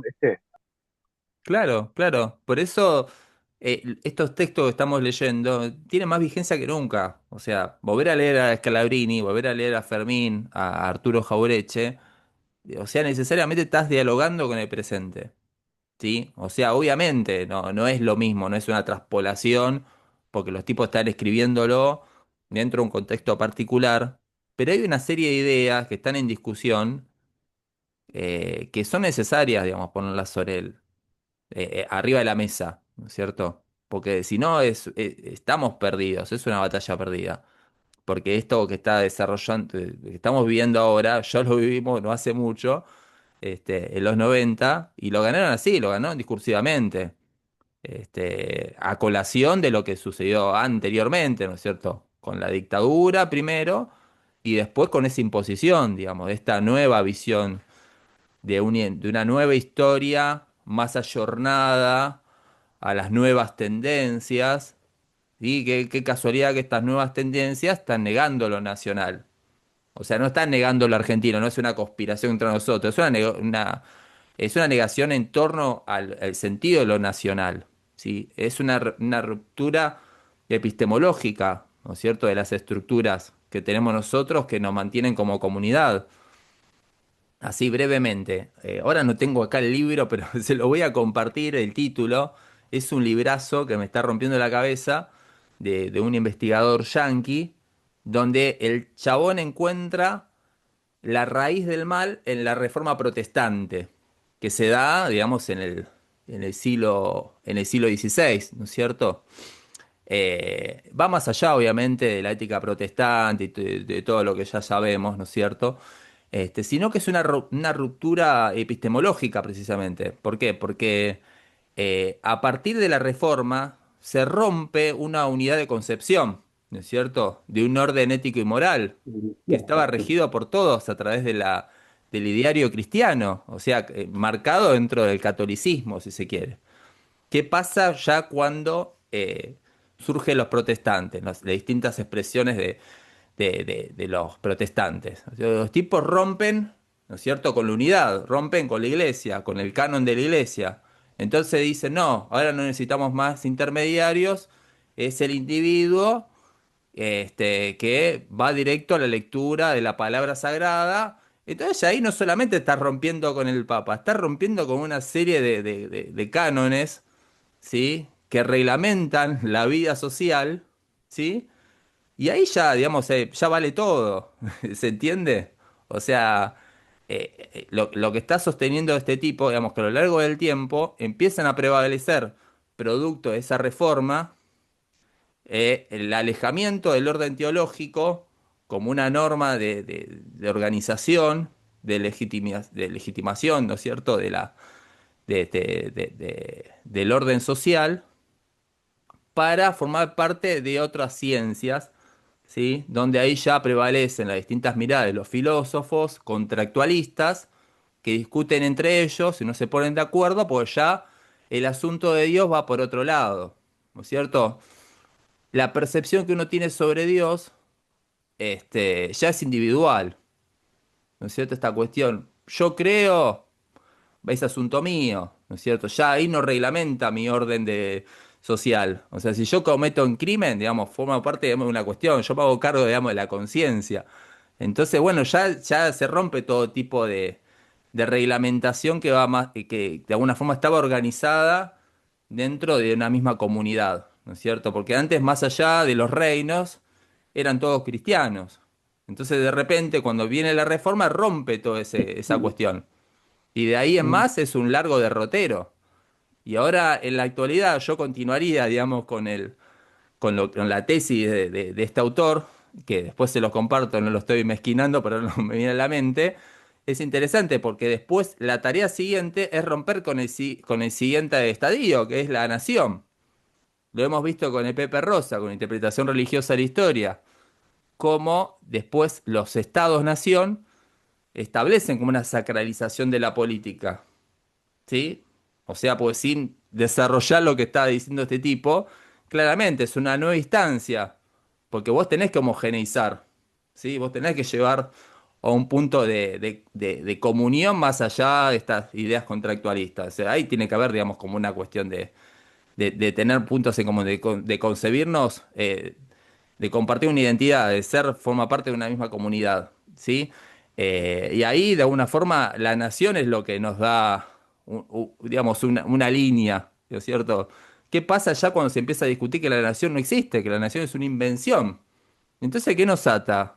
A mí, a ustedes. La selección argentina, no sé, ¿quién los ata? Entonces llegamos a este nivel que no es casualidad que se empieza a desarrollar y a discutir en la década de los 80, no solamente en nuestro país, sino en toda Europa, o sea, en todo Occidente. O sea, obviamente China y todo eso ya tienen otra tradición y les va bastante bien. O sea, en el caso, el problema lo tenemos nosotros, en definitiva. Esta cuestión que decía recién Maxi de Chiaramonte, son tesis que ya la venía desarrollando de antes, claramente. En los 90 ya tiene todo, digamos, todo dado para tener, digamos, todos los fierros para llevarlo a cabo. Pero estas discusiones se están dando en los 80, consecuencia de el posmarxismo, el postestructuralismo, y determinadas discusiones, el giro lingüístico, la microhistoria y las distintas Fin cuestiones de la historia con... rupturistas. ¿Cómo? Perdón. El fin de la historia también en los 90 Por puede eso, o sea, es ser. toda una larga consecuencia de esto, ¿no es cierto? Una crisis ontológica, ¿sí? Por eso digo, digamos, que es necesario volver a abrevar, digamos, ¿no es cierto? Cuando ya todavía el diagnóstico no era tan letal, porque quieras o no, en el 55, cuando le hacen el golpe a Perón, están discutiendo nación también. O sea, ahora no estamos discutiendo nada, estamos discutiendo poder, ¿no es cierto? El poder económico en manos de quién va a estar. O sea, y de alguna forma cómo estamos sujetados bajo un orden cultural sujeto al consumismo, digamos, porque ya no tiramos ningún tipo perdón, yo me voy al carajo, ya me, me quedo re manija, re caliente de lo que está padeciendo. Pero cuando Fermín, cuando saca este libro, Civilización y Barbarie, y lo edita finalmente acá en la Argentina en el 56, el prólogo que escribe específico para este libro, dice, el problema nuestro, o sea, no es una crisis política, no es una crisis económica, o sea, no es que cayó Perón y estamos fritos. No, es una crisis ontológica. O sea, hasta que no resolvamos este problema, o sea, no vamos a salir a flote. Entonces, esta problemática que, como estábamos diciendo, que es esta búsqueda de estos nacionalistas en los 40, y van acompañando a la experiencia de este primer peronismo, tiene que ver con esto. ¿Sí? La problemática de la cultura. ¿Sí? Cómo romper con esta dicotomía, con esta falsa dicotomía de civilización y barbarie. Y Profe, ahí no es, perdón, ya sí, sí, termino ahí sí, sí, la idea. la idea, sí. Por eso no es casualidad que cuando sale este libro de Fermín en el 56, tras cartón sale, para la misma editorial, Los Profetas del Odio, de Arturo Jaureche, sale Imperialismo y Cultura, de Juan José Hernández Arregui en el 57, perdón, sale eh, ¿cómo se llama? Eh, Ahí, la historia de los El partidos Fran Freire. políticos de Rodolfo Puigros. Hay determinados autores, tanto del campo de la izquierda nacional como del lado del nacionalismo popular, que encuentran la problemática en la cuestión de la cultura, ¿sí? De cómo encarar esta problemática, ¿sí? Entonces, por eso hay tantos puntos de coincidencia con la trascendencia que le da a la cultura el Gramsci, ¿no es cierto? Hernández Arregui no es gramsciano, pero tiene muchos puntos de coincidencia. Abelardo Ramos tampoco es gramsciano, viene del palo de troquismo, pero también tiene puntos de acercamiento. Héctor Agosti del otro palo toma a Gramsci y de alguna forma también discute esta cuestión de la cultura, la nación, los intelectuales. O sea, de repente, a partir del 55, de la crisis del 55, empieza a haber otra discusión en ciernes que encierra una cuestión ontológica que tiene que ver. Y los intelectuales y el hecho peronista, ¿qué hacemos con esto? ¿Sí?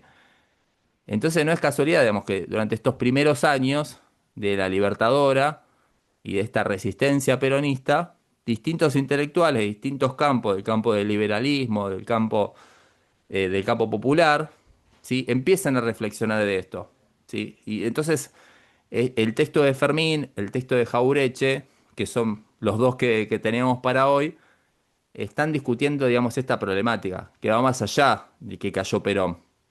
Es ver, digamos, de qué manera podemos reencauzar, ¿no es cierto?, la gesta nacional, de qué manera podemos solucionar esta problemática de calibre ontológica. Rosalía. ¿Y cuál es el libro del año 56 de Fermín? Perdón, a ver si lo quiero aclarar. Ah, ¿Cuál es el Civilización y libro? barbarie. O sea, Civilización y barbarie. claro, yo les Bueno, compartí sí, la primera versión que es del 55, sí, sí, sí, pero sí, el texto bien. conocido por todos es el del 56. Bueno, Civilización y barbarie, el liberalismo y el machismo en la historia de la cultura argentina, se llama. bien. Ahí el aporte que hizo, yo le quiero hacer un aporte a Caro que habla Sí, del cambio de mentalidad. Este libro de Fermín que se llama La formación de la conciencia nacional. En una primera versión, de yo le voy a Hernández decir, Arrey es ese. no, no, no, no, no, no, de Sí. Fermín Chávez. No, la La formación de la conciencia nacional es de formación Hernández de Arrey. la conciencia nacional en un año, ya les voy a decir qué año, y a los poquitos años saca ampliado la formación de la conciencia nacional, que yo te dije que lo tomé desde el año 30 en adelante, pero todo lo anterior, los años anteriores, la historia del siglo XIX, también habla cómo se forma la conciencia nacional. Ese es Es, un libro base, me es Juan parece. José Hernández Arrey, Rosalía. No, no, querido, Sí, no, mi si lo amor. tengo yo. No, la Sí, formación de la conciencia nacional se de llama Fermín. así. No, no es de Fermín. No, Tiene muchos no, puntos en no, común con Fermín, pero no es de Fermín. no, no. Sí, Es de sí. Bueno, Fermín Chávez y tengo Bueno, no las dos importa. versiones. Tengo las dos versiones. Ahí sí que estamos en contradicción, pero tengo las dos versiones. No las dos versiones, la original y la ampliada. Ya voy a decirte el ¿No año. será la recuperación? No, la formación de la conciencia nacional. Y Bueno, lo dale. tengo en mano. Te lo Bueno, dale. muestro. Dale. Este, a ver, un segundo. Espera. Sí, sí. en Mercado Libre dice Juan José Hernández, Sí, es de Juan José Hernández 40.000 Arrey. pesos. Ese es un texto clásico, es más Tapa conocido roja. que Imperialismo y Cultura, es el texto que sigue después, donde ahí traza, digamos, esta continuidad, donde reivindica sobre todo el espíritu de Forja, ¿no es cierto? Reivindica parte del revisionismo, pero sobre todo Forja, porque al revisionismo lo involucra dentro del nacionalismo de derecha, digamos, ¿no? Este nacionalismo de los nacionalistas, como entiende Devoto. Este, y claramente Forja, a partir de Scalabrini y Jaureche, tiene una expresión más de izquierda, ¿no?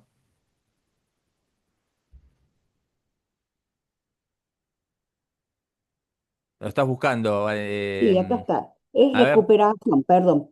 Ah, La ahí está, la recuperación recuperación de la conciencia es del nacional. 83, del Sí, 83. sí, pará, ya es otra Recuperación. cosa. La formación es Es de Juan otra José cosa, Hernández otra Arrey. palabra. No es formación, Ahora sino la sí, ahora sí, recuperación.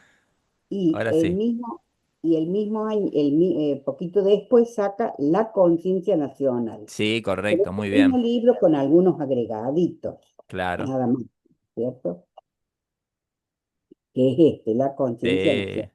¿Se ve al sí, revés sí. las letras? Sí, lógico. Sí, se ve Bueno, bien, se ve bien. se ve al revés. Bueno, esas son las historias de la recuperación de la conciencia nacional. Sí, Son básicos, son bases de Fermín Chávez. sí, sí, sí, sí, sí. Tiene otro que se llama Porque esto tiene otra llave Sí, también. Este completa los anteriores, que claro. son de años posteriores.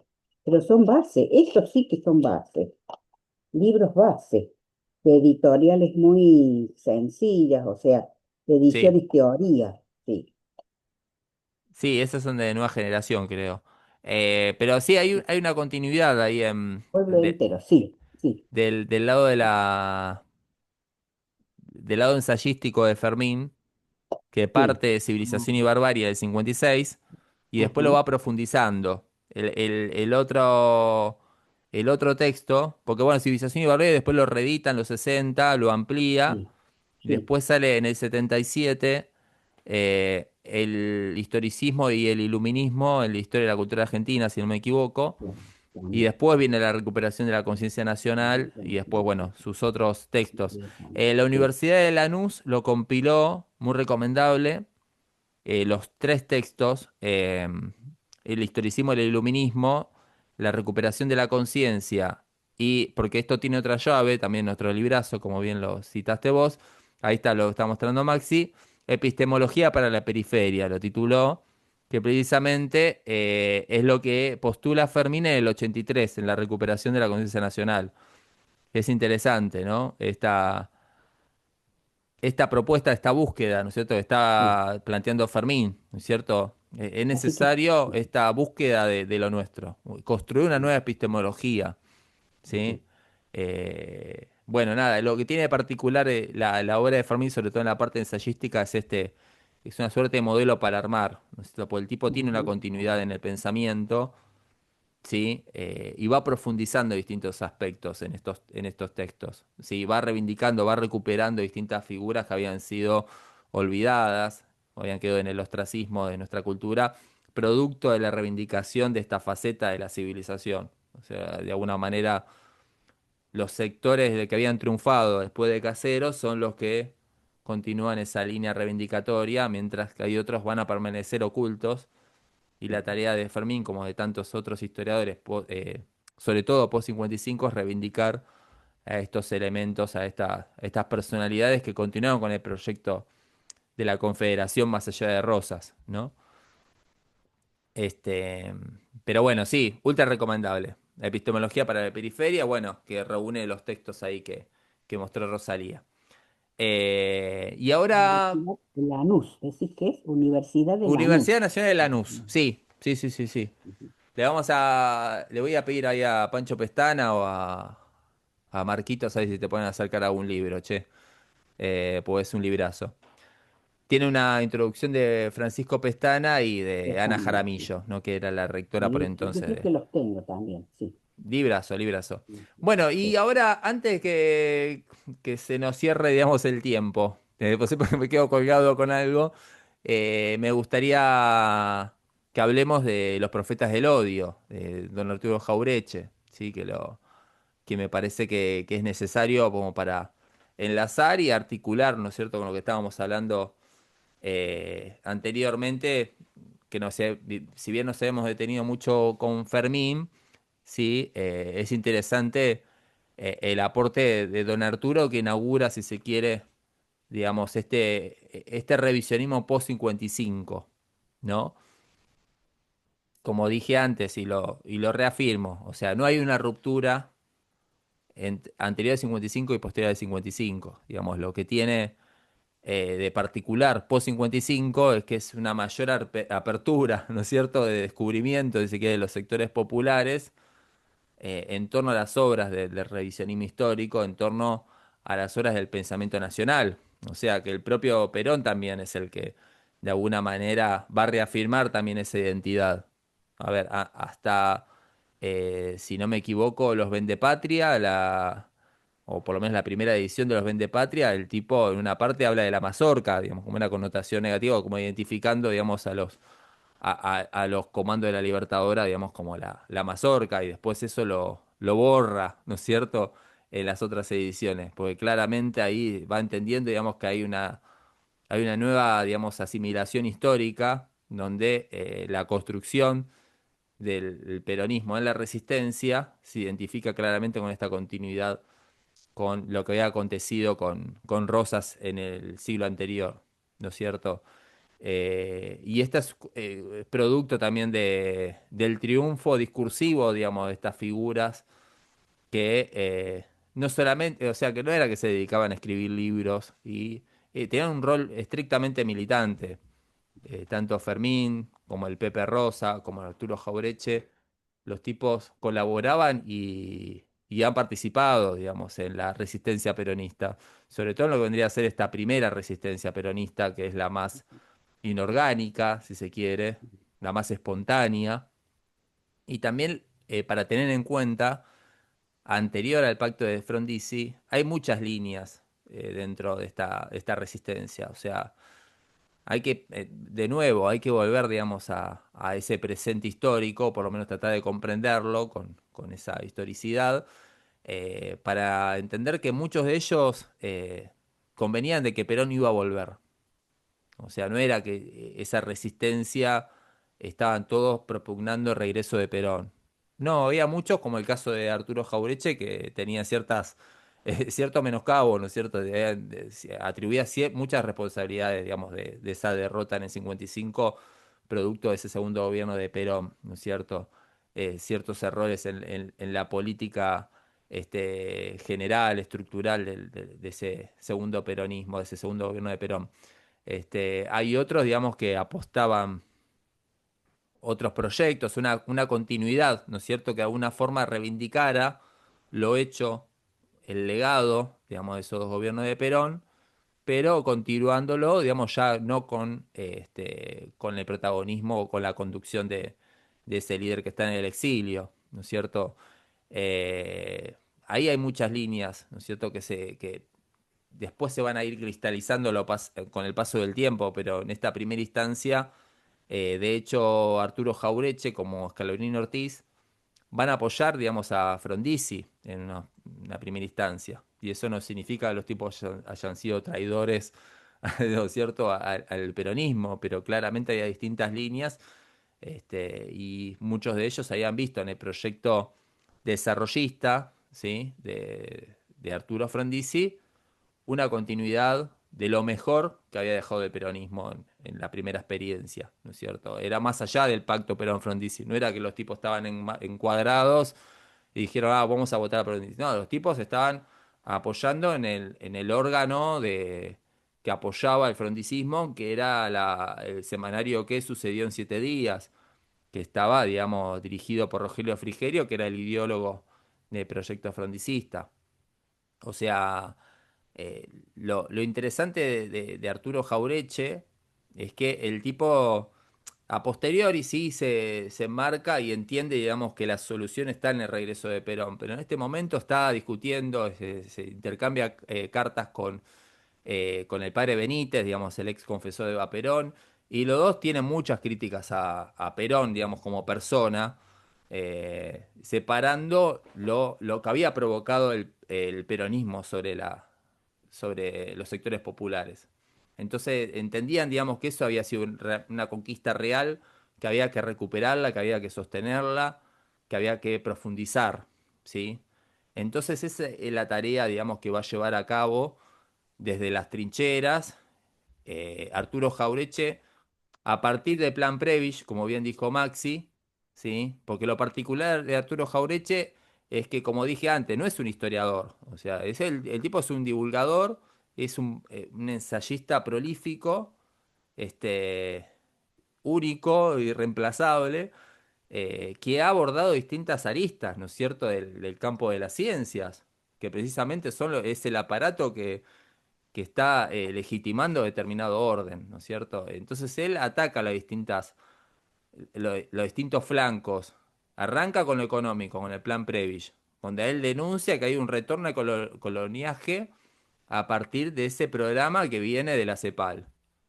¿Sí? Este tipo que se hace el progre viene claramente con un retorno al agro, ¿sí?, que va a socavar todas las conquistas que había llevado a cabo el peronismo.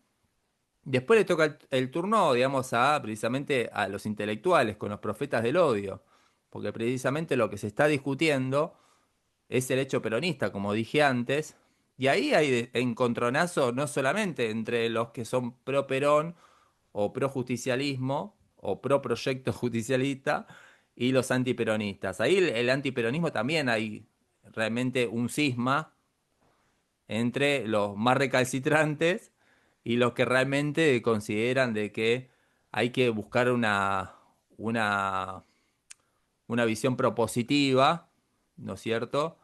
Porque entienden, digamos, que sin el legado del peronismo no se va a poder gobernar. O sea, son conscientes de eso, ¿no es cierto? Que la sociedad está dividida, que más allá de que había sido derrotado Perón y haya partido al exilio, digamos, quedó, digamos, latente gran parte de la población que lo sigue apoyando, ¿sí? Entonces, de alguna forma, ¿de qué manera podemos captar ese electorado, digamos, ese sector? Entonces ahí, por ejemplo, se da un debate muy interesante entre un nacionalista antiperonista que había apoyado en una primera experiencia, en una primera instancia con el gobierno de Leonardi, la Libertadora, que se trata de Mario Amadeo, y le va a salir al cruce Ernesto Sábato, ¿sí? Ahí es una discusión entre gorilas, o sea, más o menos los tipos son, digamos, están en las antípodas, o sea, los dos son gorilas en el sentido, digamos, que le tienen un rechazo a Perón que supera todo tipo de raciocinio, ¿sí? Pero bueno, el tema de Ernesto Sábato, que proviene de un sector más ligado a una izquierda, ¿sí?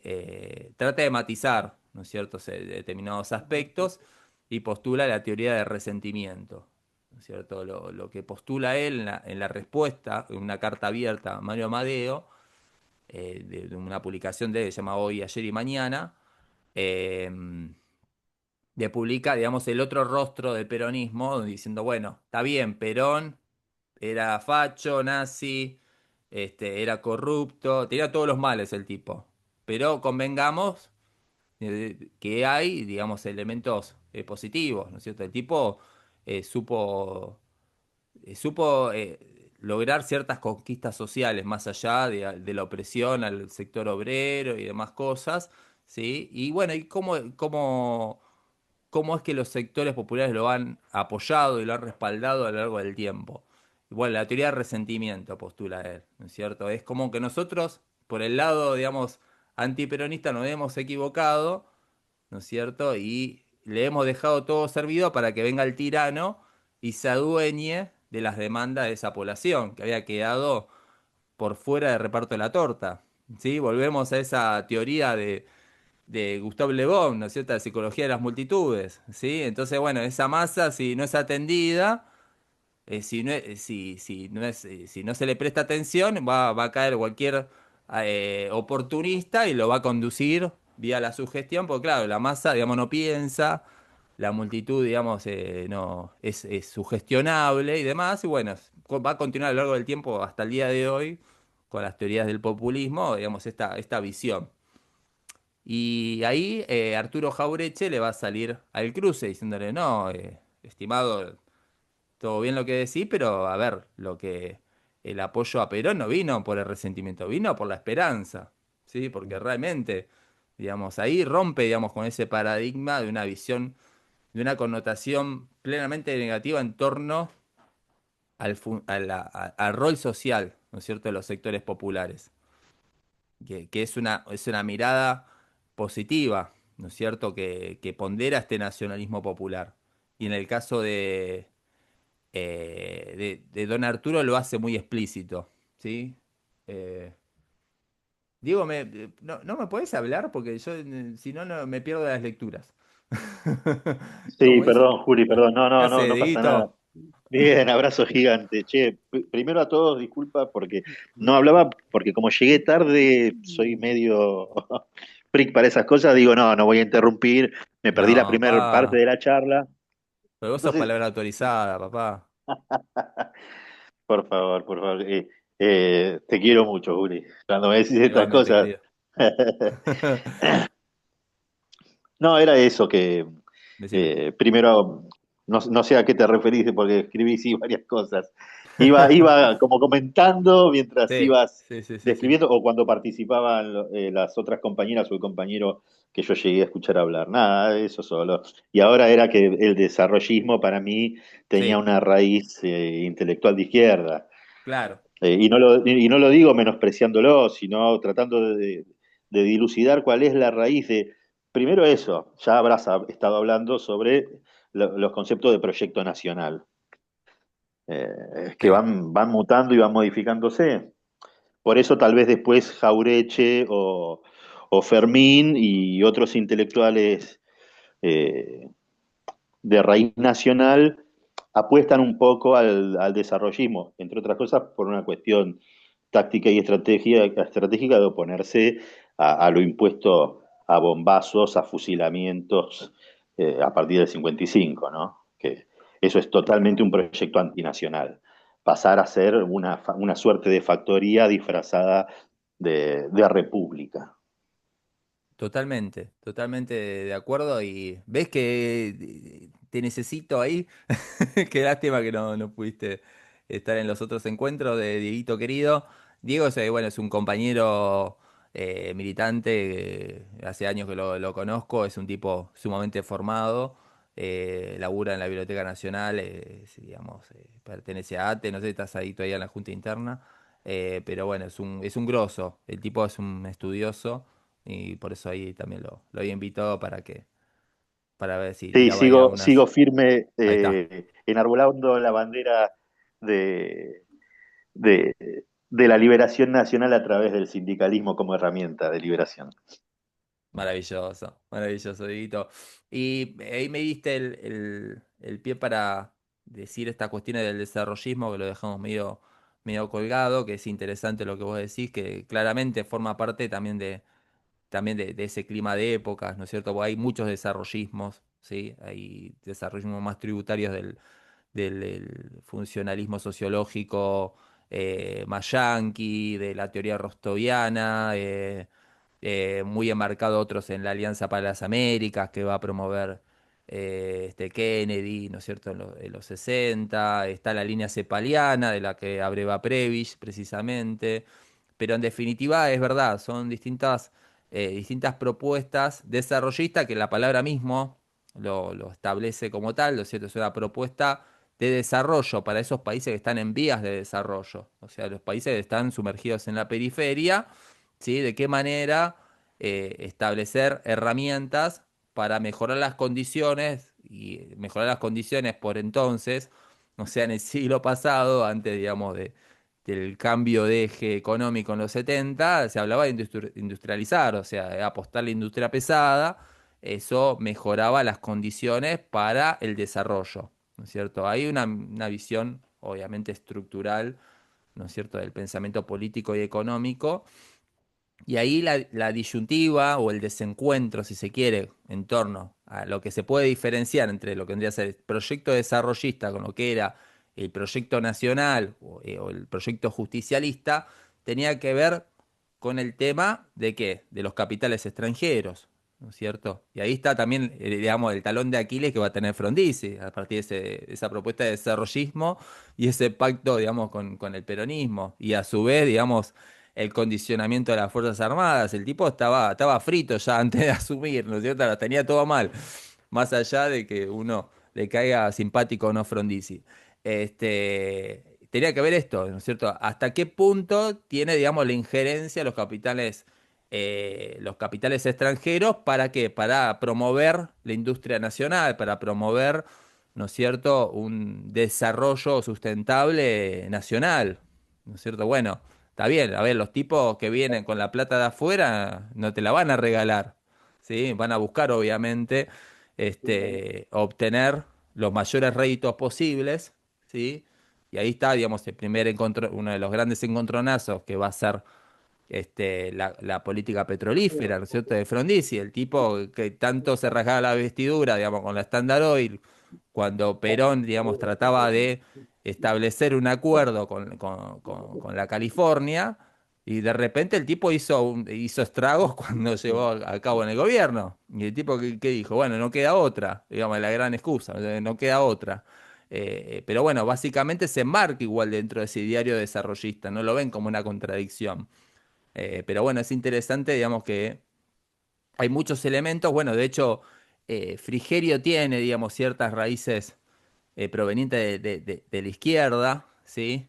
Y de hecho encuentra, digamos, como un adversario a derrotar a la izquierda nacional, en definitiva, ¿no es cierto? Porque el gran enemigo para Frigerio en esta primera instancia, cuando está, digamos, en el poder, es enfrentar discursivamente a Hernández Arregui, sobre todo al Colorado Ramos, que es un tipo, digamos, de una pluma muy afilada, ¿no es cierto? El Colorado, digamos, realmente siempre tuvo ese encanto, ¿no es cierto?, de la polémica, ¿no es cierto? Y bueno, don Arturo, obviamente gran amigo de Colorado, también tiene esos puntos de coincidencia. Claramente, no sé si lo mencionó o no, pero bueno, tanto Scalabrini como don Arturo apoyaron a Frondizi hasta que asumió. Después cuando vieron todo lo desastres, obviamente dijeron, no, hasta acá llegué. Este, bueno, Scalabrini murió de muy poco tiempo, ¿no es cierto? Pero no sé si habrá muerto también del mal trago que sucedió, digamos, con Frondizi, pero don Arturo claramente se puso a combatir en las antípodas del desarrollismo. Eh, y bueno, nada, los profetas del odio. Antes de cerrar este encuentro, que son las 21 horas, eh, los profetas del odio es una serie de capítulos de combate que entabla don Arturo Jaureche contra distintos intelectuales, ¿sí?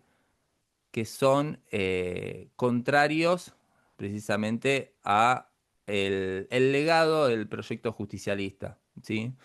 O sea, ahí ya, a las claras, ya desde un primer momento, don Arturo no se propone reivindicar a Perón, sino se propone a sostener y a reivindicar la cultura nacional, el proyecto político independiente, la economía soberana e independiente también, o sea, más allá de los nombres. O sea, está hablando del movimiento nacional, en definitiva.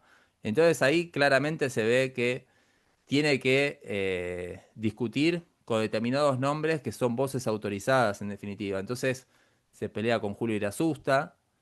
¿Por qué? Porque el tipo sigue siendo nacionalista, pero es un nacionalista profundamente gorila, profundamente antiperonista, que publica Perón en la crisis argentina, y es un texto horripilante, no porque uno le caiga mal lo que dice, sino precisamente porque lo que dice no tiene asidero, llega, digamos, al paroxismo de que dice que Perón era un agente inglés y un montón de estupideces, que no tiene ningún tipo de, dice, un tipo tan sesudo, digamos, que se destaca precisamente en la heurística, en la investigación.